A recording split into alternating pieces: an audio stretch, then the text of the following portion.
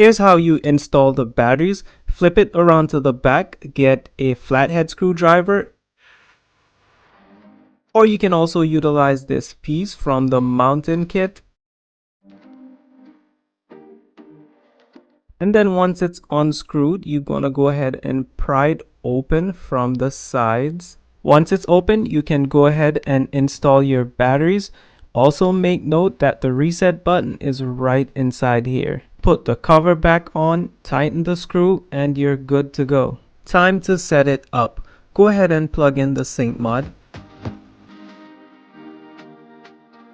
Then go ahead and go to your phone settings and go to blink. You want to make sure that access to local network is toggle on.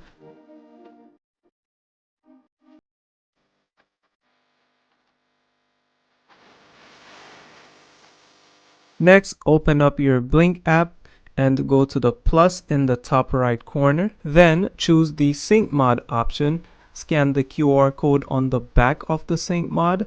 Confirm that your lights are blinking correctly.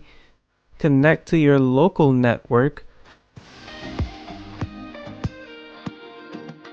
Now go ahead and grab the blink camera.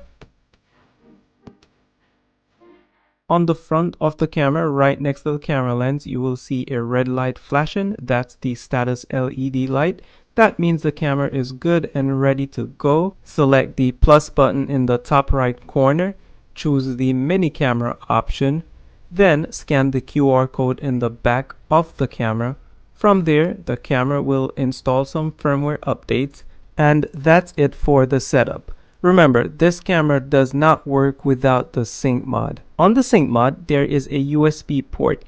You can add a thumb drive here to expand your local storage. Also, once the firmware update is completed, Blink will give you 30-day free trial of their cloud services.